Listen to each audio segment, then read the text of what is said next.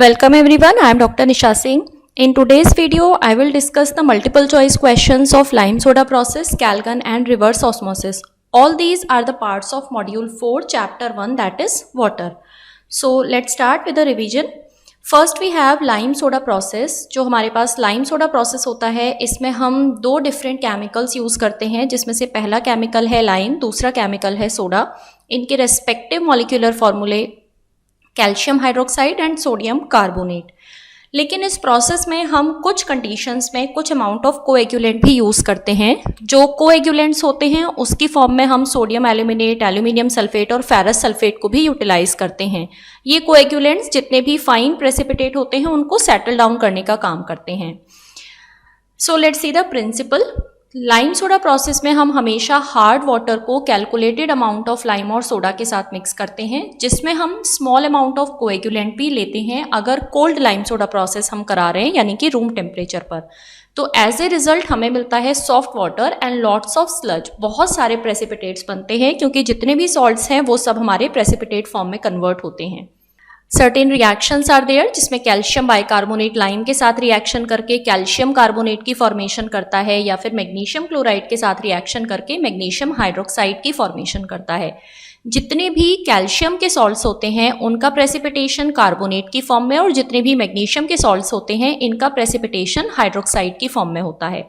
Similarly अगर हम soda की बात करें तो जितनी भी कैल्शियम की परमानेंट हार्डनेस प्रोड्यूसिंग सॉल्ट होते हैं, चाहे क्लोराइड हो या सल्फेट हो, ये सोडा के साथ रिएक्शन करके कन्वर्ट होते हैं एक स्लज की फॉर्म में या एक सॉलिड प्रेसिपिटेट की फॉर्म में, जो कि सेटल डाउन हो जाता है. इसके बाद हम लाइम और सोडा को कैलकुलेट कर सकते हैं. तो हमारे पास दो डिफरेंट फॉर्मूले यूज होते हैं. लाइम की कैलकुलेशन के लिए हम यूज करते हैं 74/100 amount of chemicals in calcium carbonate equivalent react with lime. तो यहाँ अलग अलग सॉल्ट वाइज ना देके एक जनरल फॉर्मूला दिया है कि वो सभी सॉल्ट जो हमारे लाइम के साथ रिएक्शन प्रोसीड करेंगे उन सबका कैल्शियम कार्बोनेट इक्विवेलेंट अमाउंट हम यहाँ पर रखते हैं. सिमिलरली जो सोडा के साथ रिएक्शन प्रोसीड करते हैं उनको हम सोडा के फॉर्मूले में प्लेस करते हैं, जहाँ 74 की जगह 106/100 आ जाता है. और जितना भी ये बैक एंड वाला पोर्शन है, वॉल्यूम ऑफ H2O/10 की पावर 6 एंड 100/% प्योरिटी, पहली वाली परसेंट प्योरिटी लाइम के लिए होगी और सेकेंड वाली परसेंट प्योरिटी हमारे सोडा के लिए होगी. और यहाँ से जो आंसर हमें कैलकुलेटेड फॉर्म में मिलता है ये किलोग्राम्स की फॉर्म में होता है. अगर हमें परसेंट प्योरिटी नहीं दी है तो हम 100% मानते हैं, मतलब ये सेकेंड वाला पोर्शन लास्ट वाला जो है ये हमारा 100/100 1 हो जाता है. सिमिलरली अगर हमें वॉल्यूम ऑफ वाटर गिवन नहीं है तो हम इसको 1 लीटर वाटर के लिए कैलकुलेट करते हैं, तो हमारी वैल्यू किलोग्राम की जगह मिलीग्राम पर लीटर की फॉर्म में आती है.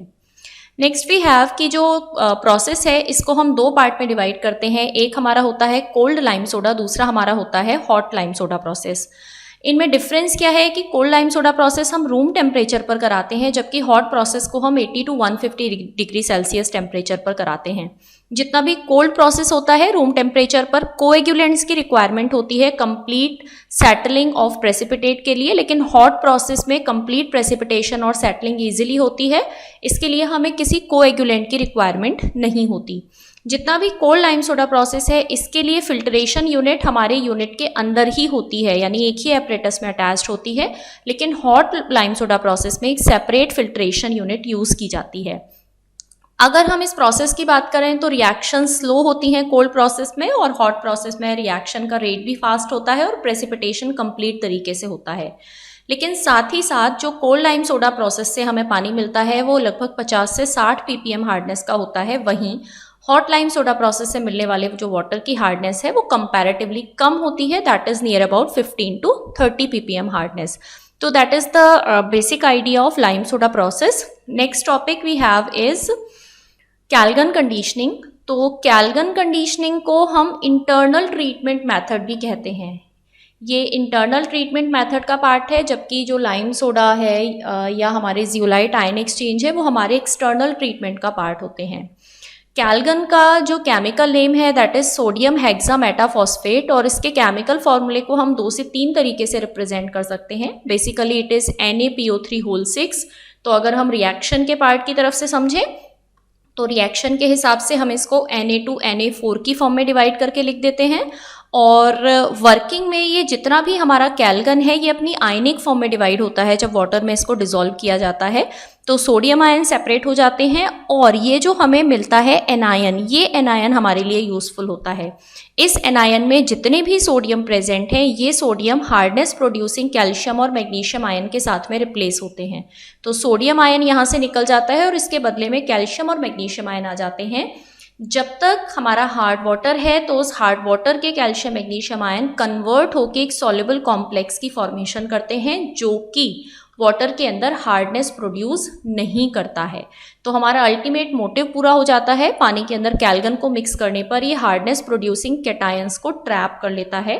और इसकी एक खासियत होती है कि ना तो इस प्रोसेस में कोई प्रेसिपिटेट बनता है, ना ही कोई स्पेसिफिक पीएच रेंज में ये वर्क करता है। ये प्रोसेस हर एक पीएच रेंज ऑफ वाटर के लिए अवेलेबल होता है। Next we have is reverse osmosis process. इस रिवर्स ऑस्मोसिस को हम इन शॉर्ट आरओ भी कहते हैं और इसको हम डीसैलिनेशन के लिए यूटिलाइज करते हैं। जो रिवर्स ऑस्मोसिस प्रोसेस है ये हमारे घरों में बहुत ही कॉमनली यूज किया जाता है वाटर को प्योरीफाई करने के लिए। तो it is not the softening method, basically it is the method in which we purify our water, जिसमें से डिजॉल्व सॉल्ट्स को हम रिमूव करते हैं। तो बेसिकली अगर डीसैलिनेशन की बात करें तो कॉमन सॉल्ट यानी NaCl के रिमूवल प्रोसेस के लिए हम इसको यूज़ करते हैं। तो अगर हमारे पानी के अंदर सोडियम क्लोराइड सॉल्ट प्रेजेंट है तो उसको हम सेलाइन वाटर भी कहते हैं। इस डीसैलिनेशन को समझने के लिए हमें पहले ऑस्मोसिस को समझना पड़ेगा, then we will go with reverse osmosis. तो यहाँ डायग्राम में मेंशन किया है कि ऑस्मोसिस से एक नेचुरल फिनोमेना है जिसमें सेमी परमिएबल मेम्ब्रेन की हेल्प से जितना भी लो कंसंट्रेशन का सॉल्यूशन है वहाँ पर सॉल्वेंट मॉलिक्यूल्स फ्लो करते हैं हायर कंसंट्रेशन रीजन की तरफ। ये एक नेचुरल फिनोमेना है, लेकिन अगर इस फिनोमेना में हम एक्सटर्नल प्रेशर अप्लाई कर दें 200 से 800 psi यानी पाउंड पर स्क्वायर इंच की रेंज का, तो ये flow of solvent reversal direction में हो जाता है, यानी अब हायर कंसंट्रेशन सॉल्यूशन की तरफ से सॉल्वेंट मॉलिक्यूल्स फ्लो करते हैं लोअर कंसंट्रेशन सॉल्यूशन की तरफ, जिसकी वजह से जितने भी सॉल्ट्स हैं वो इस सेमी परमिएबल मेम्ब्रेन के साथ राइट हैंड साइड में रह जाते हैं और जितना भी प्योरीफाइड वाटर है वो हमें लेफ्ट हैंड साइड में मिल जाता है, जिसको हम अपने ड्रिंकिंग पर्पस के लिए यूज करते हैं। And this water is also known as desaline water. So हमें इतना ध्यान रखना है कि जितना भी वाटर जिसमें NaCl होगा उसको हम कहते हैं सेलाइन वाटर, और जो वाटर हमारा प्योरीफाइड फॉर्म में हमें मिलता है during the process of reverse osmosis, तो that kind of water is known as desaline water. So let's start with some questions of these topics. First we have chemicals which are used to remove hardness in lime soda process. तो हम दो chemicals use करते हैं, lime और soda दोनों। So we will go with option C. अगले question में हमसे इन दोनों के केमिकल फॉर्मूले पूछे हैं, तो हमने ऑलरेडी डिस्कस किए थे केमिकल फॉर्मूले। हमारा जो लाइम होता है उसका केमिकल फॉर्मूला होता है हमारे पास calcium hydroxide and soda is sodium carbonate. So option A यहाँ पर हमारा करेक्ट ऑप्शन है।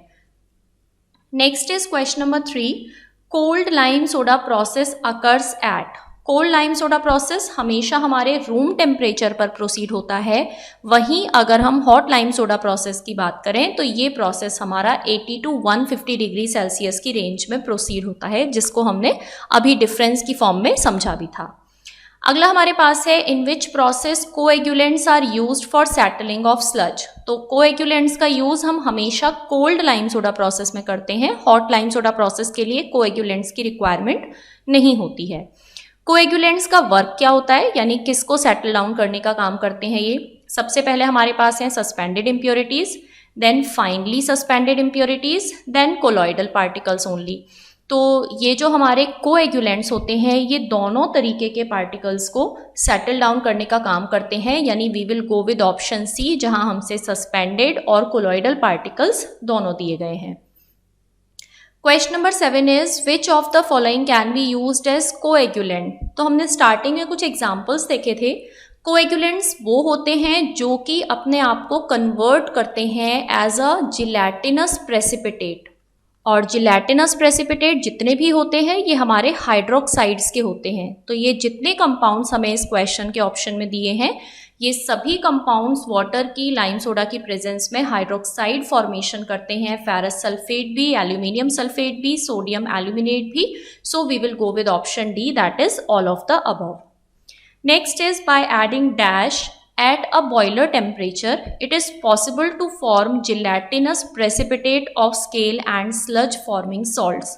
तो हम बॉयलर टेम्परेचर पर इनमें से कौन सा कंपाउंड ऐड करें जिससे जिलेटिनस प्रेसिपिटेट बने, यानी कि वो हमारा कोएगुलेंट की तरह वर्क करे.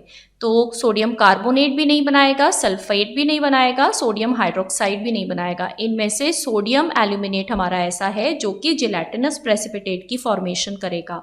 सो option C is the correct option. Next is coagulant help in settling of precipitate in lime soda process because they form. तो अभी जस्ट हमने डिस्कस किया है कि जिलेटिनस प्रेसिपिटेट की फॉर्मेशन होती है, लेकिन वो जिलेटिनस प्रेसिपिटेट क्लोराइड्स के नहीं होते, वो किसके होते हैं, हाइड्रोक्साइड्स के होते हैं. So option B is the correct option. Next is question number 10, that is after hot lime soda process hardness of water reduces to. Hot lime soda process से जो हार्डनेस रिड्यूस होती है that is of the range 15 to 30 ppm. जो 50 से 60 ppm वाली range है ये हमारे कोल्ड लाइम सोडा प्रोसेस के लिए होती है. और अगले क्वेश्चन में हमसे यही पूछा गया है कि कोल्ड लाइम सोडा प्रोसेस से मिलने वाले पानी की हार्डनेस कितनी होती है. तो अगर 50 से 60 ppm की बात करें तो कोल्ड प्रोसेस, और 15 से 30 ppm की बात करें तो ये होती है हमारे हॉट प्रोसेस के लिए. Next we have is the process in which a separate filtration unit is used. Cold lime soda में विद इन द यूनिट हमारा फिल्ट्रेशन होता है, लेकिन हॉट लाइम सोडा प्रोसेस में जो फिल्ट्रेशन है वो हमेशा हमारा एक सेपरेट यूनिट की फॉर्म में होता है. सो हमारा option A is the correct option. Next we have is for the removal of calcium bicarbonate temporary hardness by lime soda process which substance is required. तो एज पर द रिक्वायरमेंट अगर हम अपनी table को follow up करें जिसमें हमने अपने कुछ सॉल्ट्स को कॉमनली रिक्वायरमेंट के हिसाब से क्लासिफाई किया है, और जो लिंक है इस मॉड्यूल की प्लेलिस्ट का that has been provided in description box. तो आप वहाँ से रिक्वायरमेंट ऑफ लाइम सोडा की एक सेपरेट वीडियो है, उससे इसको समझ सकते हैं. तो कैल्शियम बाइकार्बोनेट हमारी टेबल की पहली कैटेगरी यानी टेम्परेरी हार्डनेस कैटेगरी की फॉर्म में आता है. इसके लिए हमें रिक्वायरमेंट होती है केवल और केवल लाइम की. So we will go with option A. Next we have choose the salt which requires both lime and soda for complete removal. तो इसमें देखते हैं मैग्नीशियम क्लोराइड के लिए हमें रिक्वायरमेंट होती है लाइम सोडा की, कैल्शियम सल्फेट के लिए केवल सोडा की, carbon dioxide requires lime and calcium chloride requires soda. So दोनों की रिक्वायरमेंट केवल और केवल मैग्नीशियम क्लोराइड के लिए है. सो ऑप्शन ए हमारा करेक्ट ऑप्शन होगा. Next we have is match the following salts as per their requirement. तो यहाँ भी हमें रिक्वायरमेंट ही फाइंड आउट करनी है. तो देख लेते हैं इसमें क्या क्या चीज़ें हमें दी हैं. सबसे पहले हमारे पास है सल्फ्यूरिक एसिड जिसके लिए हमें लाइम और सोडा दोनों की रिक्वायरमेंट होती है. Then we have calcium ions जिसके लिए हमें केवल सोडा की रिक्वायरमेंट होती है. Then we have aluminium sulphate, इसके लिए हमें triple amount of lime soda की रिक्वायरमेंट होती है. एंड मैग्नीशियम बाइकार्बोनेट के लिए हमें डबल अमाउंट ऑफ लाइम की रिक्वायरमेंट होती है. तो अगर हम अपने ऑप्शंस को देखें तो हमारा जो फर्स्ट है H2SO4 ये सेकंड पर जाता है, तो यहाँ पर है. देन बी पार्ट हमारा फोर्थ पर जाता है, सी पार्ट हमारा थर्ड पर जाता है, D for 1. So option A is the correct option. Next is which statement is not correct regarding lime soda process. First one is this process increases the pH of water. ये correct है because ये acids को remove करता है. This process is very economical. This is also correct क्योंकि lime और soda दोनों की कॉस्ट बहुत रीजनेबल होती है. Next we have there is no sludge formation. This is the incorrect statement क्योंकि इस प्रोसेस की यही मेन डिसएडवांटेज है कि इसमें बहुत ज़्यादा स्लज की फॉर्मेशन होती है, बहुत ज़्यादा प्रेसिपिटेट की फॉर्मेशन होती है. Next is very less amount of coagulants are used. So this is also correct. So we have the only incorrect option is C. Next up we have is what will be the amount of lime and soda used if a water sample contains 30 ppm calcium ion and 21.6 ppm magnesium ion. तो हमें इन दोनों की requirement निकालनी है lime और soda के लिए. जो पहला हमारे पास है कैल्शियम आयन दैट इज 30 और मैग्नीशियम आयन इज 21.6. तो अगर हम calcium carbonate equivalent of calcium ion calculate करते हैं तो हमारे पास आएगा 30 इंटू 50 अपॉन कैल्शियम आयन का equivalent weight is 20, so we will get 75। और इस कैल्शियम आयन के लिए हमें रिक्वायरमेंट होती है सोडा की। Then we have calcium carbonate equivalent of magnesium ion. तो मैग्नीशियम आयन का अमाउंट हमें दिया है 21.6, मल्टीप्लाई करेंगे 50 से, डिवाइड करेंगे इक्विवेलेंट वेट से, दैट इज 12, तो we will get the value that is 90। और जितना मैग्नीशियम आयन है इसके लिए रिक्वायरमेंट होती है लाइम और सोडा दोनों की, दैट इज L+S। तो अब हमें लाइम और सोडा कैलकुलेट करने हैं। हमें ना तो अमाउंट ऑफ वाटर दिया है ना ही हमें परसेंट प्योरिटी दी है, तो हम आगे के फॉर्मूले को स्किप करेंगे और अपने फर्स्ट वाले पार्ट की तरफ जाएंगे। रिक्वायरमेंट ऑफ लाइम हम कैलकुलेट करेंगे 74 upon 100 into calcium carbonate equivalent of salts required lime. तो हमारे पास लाइम केवल एक ही के लिए रिक्वायर्ड है, दैट इज 90। तो ये वैल्यू प्लेस करने के बाद हमारे पास जो आंसर आएगा that will be 66.6 milligram per litre. और जब हम सोडा कैलकुलेट करेंगे तो we have 106 upon 100 multiplied by, दोनों के लिए सोडा की रिक्वायरमेंट है तो 75 प्लस 90 हो जाएगा, ये वैल्यू होगी 165। और जब इसको हम कैलकुलेट करेंगे तो हमारे पास आंसर निकल कर आएगा 174.9 मिलीग्राम पर लीटर। सो इन चारों में हमारे पास option D is the correct answer. Next we have is what will be the amount of lime and soda used if 25,000 liter of water sample contains 4.4 ppm CO2 and 6.8 ppm calcium sulfate। तो दो chemicals हमें दिए हैं लेकिन साथ में हमें amount of water भी दिया है।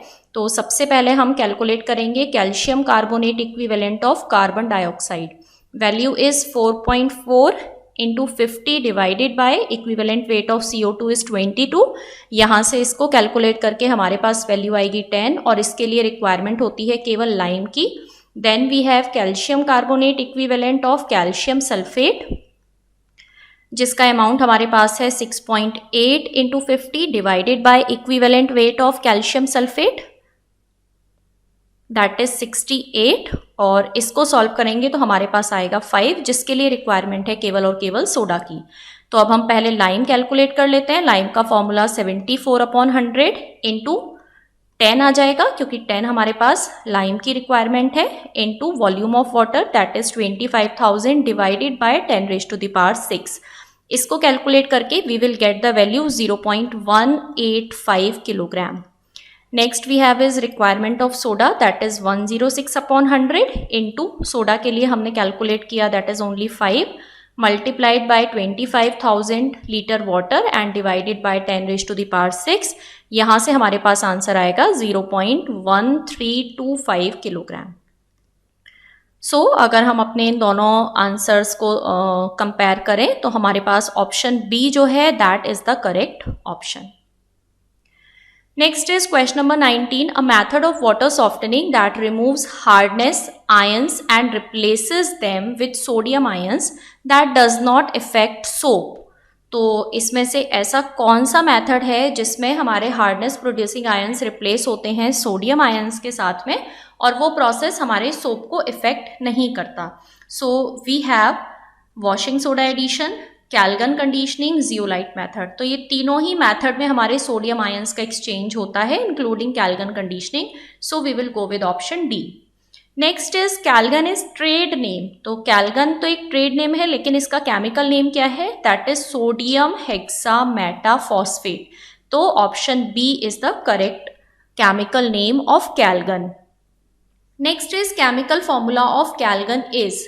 तो कैल्गन का केमिकल फॉर्मूला हमारे पास होता है Na₨PO3�6। हम ऐसे भी लिख सकते हैं, हम Na6P6O18 भी लिख सकते हैं और एज पर द रिएक्शन हम Na2Na4PO3�6 भी लिख सकते हैं। सो ये तीनों फॉर्मूले हमारे कैल्गन को ही रिप्रेजेंट करते हैं, that means option D is the correct option. अगला क्वेश्चन है Calgon is a type of. Calgon process हमारा कैसा प्रोसेस है, इंटरनल, एक्सटर्नल, डीसैलिनेशन या नन ऑफ द अबव। तो कैल्गन प्रोसेस, फॉस्फेट प्रोसेस, ये दोनों ही हमारे इंटरनल ट्रीटमेंट मेथड हैं, एक्सटर्नल ट्रीटमेंट मेथड नहीं है। सो ऑप्शन ए हमारा करेक्ट ऑप्शन होगा। Next we have is the dash ions of calgon exchange with hardness producing cations. तो हमने स्टार्टिंग में रिएक्शंस में भी देखा था और अभी एक क्वेश्चन किया पीछे कि कौन से आयंस एक्सचेंज होते हैं, तो the correct option is B, that is sodium ions. Next question is the pH range at which Calgon process work. Calgon process कितनी pH रेंज पर वर्क करता है? तो हमें ये पता है कि कैलगन के लिए कोई pH रेंज फिक्स नहीं है, कैलगन हर एक pH रेंज पर वर्क करता है. सो कैलगन के रेस्पेक्ट में तो ऑप्शन सी करेक्ट है, लेकिन अगर हम इसका पहला ऑप्शन देखें 9.5 to 10.5, तो ये हमारे फॉस्फेट प्रोसेस की रेंज होती है या फॉस्फेट कंडीशनिंग की हम रेंज कह सकते हैं, जिसमें वाटर की जो pH है वो 9.5 से 10.5 के बीच में होनी चाहिए. अगला क्वेश्चन है Calgon conditioning is the better than phosphate conditioning. Incorrect statement हमें चूज करना है इसके रिगार्डिंग. हमें ये पता है कि Calgon conditioning is better than phosphate conditioning, तो choose the incorrect statement. First one is Calgon works at any pH while phosphate works between 9.5 to 10.5 pH. ये करेक्ट है. Then we have there is no precipitate formation in calgon while a precipitate is formed in phosphate. This is also correct. Both are external treatment method. ये हमारा incorrect statement है दोनों के regarding, because Calgon and phosphate conditioning both are the internal treatment methods. Next is Calgon is sodium hexametaphosphate while phosphate is sodium phosphate. This is also correct. So out of all these four options there is one incorrect statement, that is option C, both are external treatment method. Question number 26 में हमसे पूछा है the process of removing dash from water is called desalination. तो desalination में हम हमेशा removal of common salt consider करते हैं, दैट इज NaCl. अगला है desalination is the process of removing option A common salts from sea water, hard salts from sea water, NaOH from hard water and none of the above. तो first और two दोनों answers resemble करते हैं, so option ए के साथ हम जाएंगे जिसमें हम कॉमन सॉल्ट यानी कि NaCl को सी वाटर से रिमूव करते हैं. अगला है question number 28, desalination of water can be carried out by. इनमें से किस प्रोसेस से हम कर सकते हैं? लाइम सोडा नहीं, आयन एक्सचेंज नहीं, reverse osmosis yes. Reverse osmosis desalination का प्रोसेस है जिसको हम RO भी कहते हैं. Next we have is the reverse osmosis is also known as superfiltration, hyperfiltration, pressure filtration, molecular sea filtration. तो इसका करेक्ट ऑप्शन हमारे पास है ऑप्शन बी. इस प्रोसेस को हम हाइपरफिल्ट्रेशन प्रोसेस भी कहते हैं. Next we have is RO process involves. तो रिवर्स ऑस्मोसिस प्रोसेस में ये सारे जो ऑप्शंस हमें दिए हैं ये फ्लो के रिगार्डिंग है.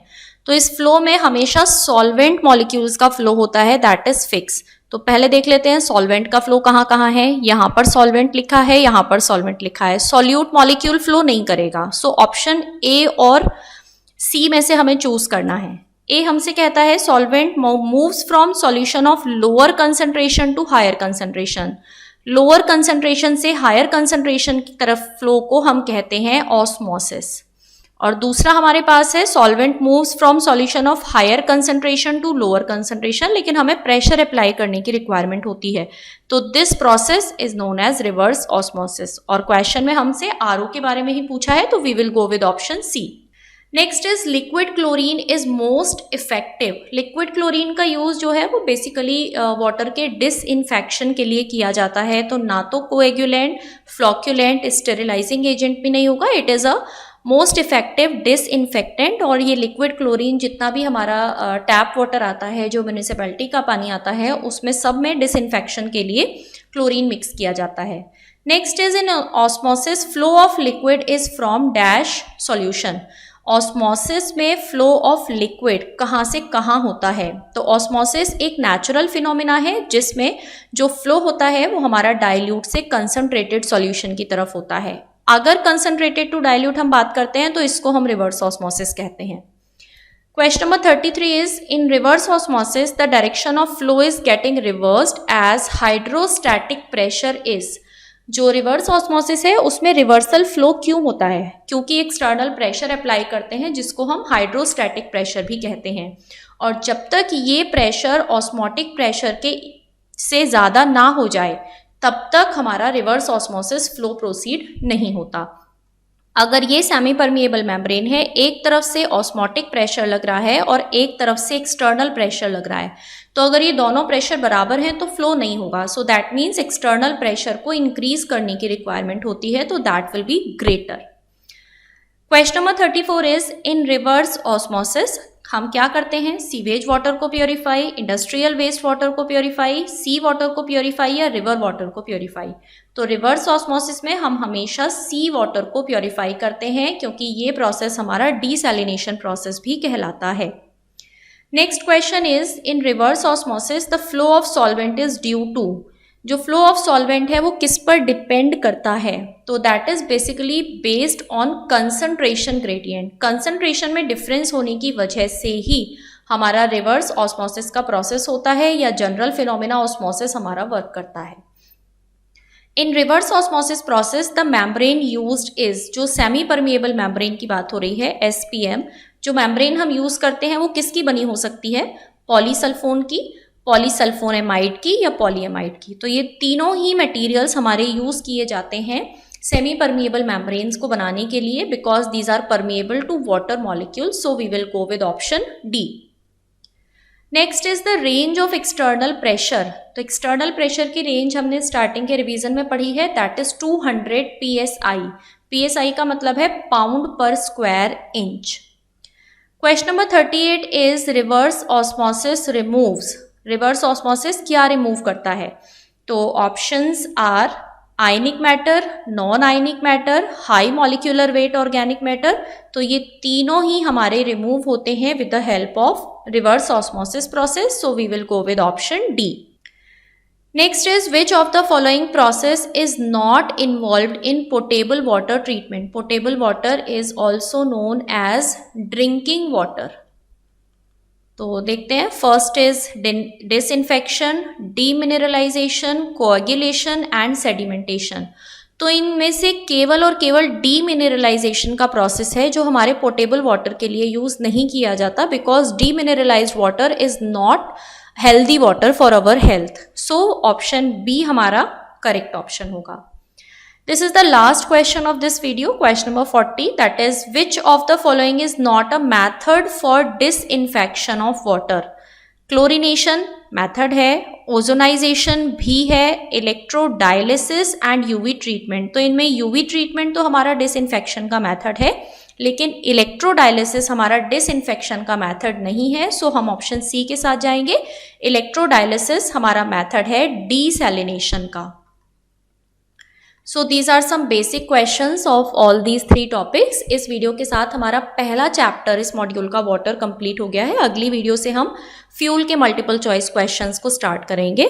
तो आई होप ये सारे क्वेश्चंस आपको समझ में आए हैं। If you are having any kind of query और सजेशन तो आप उसको कमेंट बॉक्स में लिख सकते हैं। Thank you so much.